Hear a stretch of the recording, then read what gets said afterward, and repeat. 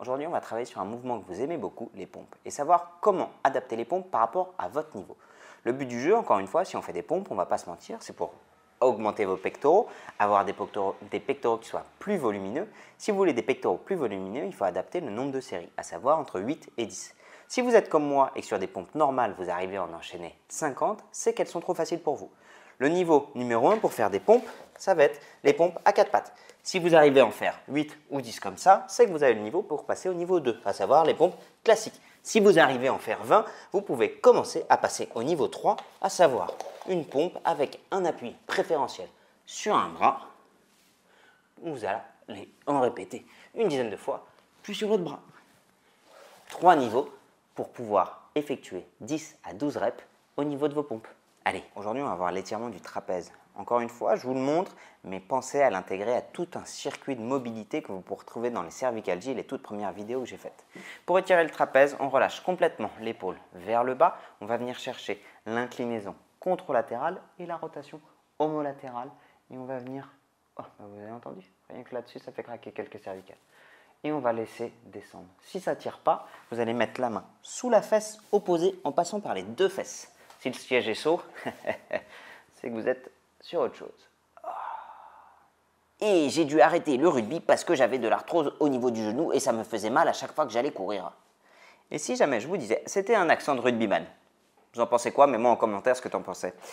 Et si je vous disais que l'arthrose, ce n'est pas forcément dû à l'excès de sport. Aujourd'hui, on pense de plus en plus que l'arthrose est plutôt favorisée par la génétique ou même par l'alimentation et que le sport, parfois même l'excès de sport, est plutôt au contraire quelque chose qui va venir contribuer à entretenir l'articulation.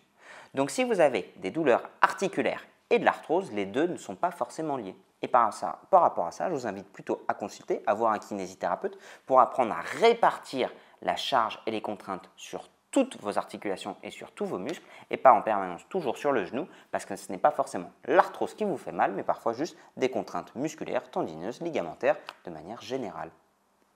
Allez, continuez à jouer, continuez à faire du sport, c'est ce qu'il y a de meilleur pour la santé. Je vais vous montrer deux étirements que je vois régulièrement et bien souvent les gens les confondent. Celui-ci, c'est l'étirement du deltoïde postérieur qui est extenseur et abducteur, excuse-moi Josiane, de l'épaule. L'autre, c'est le triceps qui lui, on va venir l'étirer par-dessus et on va amener l'épaule et l'omoplate vers l'arrière car le triceps, lui, est extenseur et rétropulseur fixateur de l'omoplate. Deltoïde post, deltoïde... Oh, décidément, Josiane, deltoïde post en dynamique, triceps en dynamique. Allez, je suis un grand Playmobil ou Robocop. Around the world.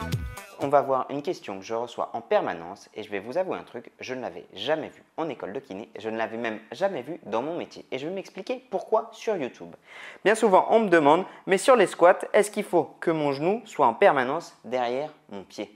Eh bien, je vais vous donner une bonne réponse, on s'en cogne. Pourquoi on s'en cogne?